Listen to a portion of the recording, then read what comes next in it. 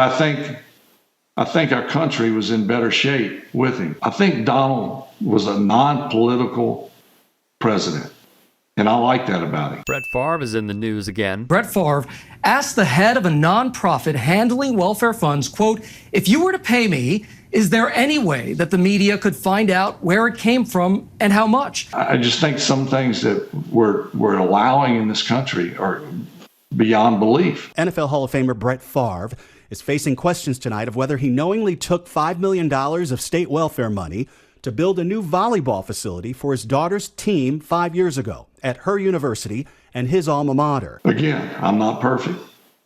Made a lot of mistakes myself. I find it hard to believe, first of all, that he intentionally meant to kill George Floyd. But I think some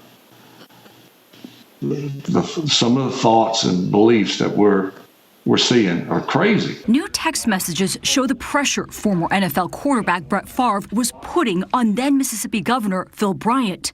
Favre requested money for an indoor football practice facility to help recruit a player for his college alma mater, the University of Southern Mississippi, in 2019.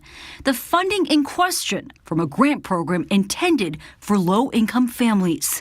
The governor responded to Favre's request. Use of these funds is tightly controlled. Any improper use could result in violation of federal law. Brett Favre got this money from two nonprofits. The founder of the nonprofits has since been indicted as part of the largest embezzlement scheme in Mississippi history. State officials say the money Favre got should actually have gone to needy families in the Magnolia State. Favre, a legend from Mississippi, as has been covered, appeared to turn his back on those who loved and supported him through the years. In 2019, the state of Mississippi began investigating what would become the largest welfare scandal in state history, discovering nearly $80 million in federal welfare money intended for the poorest people in the nation's poorest state were allegedly misspent by the rich and powerful. Among those accused, hometown hero Brett Favre. We have covered how Trump lawyer Eric Hirschman, who is representing Favre, said this of Pat McAfee. We'll make certain he learns how to apologize. It's going to cost Pat McAfee millions of dollars. And if it bankrupts him, then he will have learned his lesson about you don't try to promote yourself by inappropriately and improperly attacking somebody else. He's gonna learn a lesson the hard way.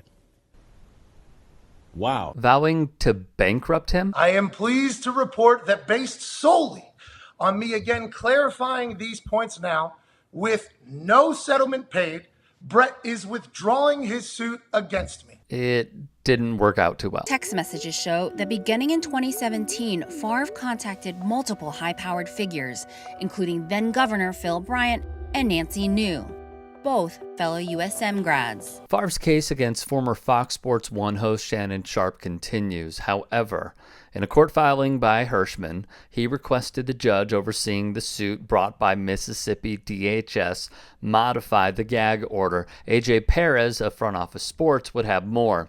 The suppression order that Judge Eleanor Faye Peterson put in place in May prohibits all attorneys, their representatives, parties, witnesses, applicable agency personnel, law enforcement officers, and court personnel from discussing the case until it concludes. He even stated he wants Favre to discuss it. You know, in the legal issue that I'm going through now, as you know, there's a gag order, can't be talked about. I relish the day that I can talk about it. Hirschman would also go after Mississippi State Auditor Shad White. There was a period, clearly, where powerful people were benefiting from TANF funds here in the state of Mississippi.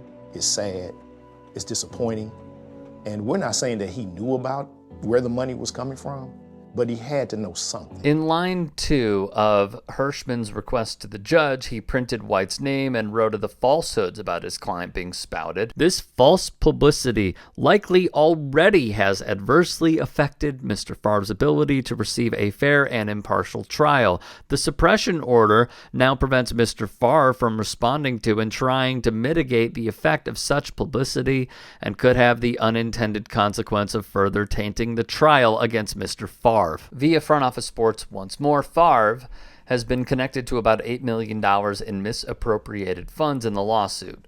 Favre was repaid $1.1 million he received for speeches and appearances he did not perform.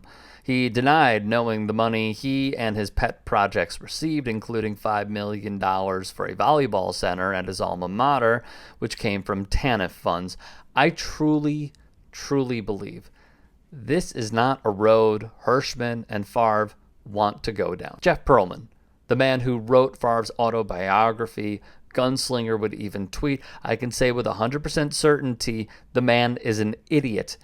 On top of this, from the journalist and author who followed Favre and wrote that book, when they had a pharmaceutical company called Prevacus, which we have covered in previous videos, check that out on the TYT Sports YouTube page and Facebook page. It's all on demand.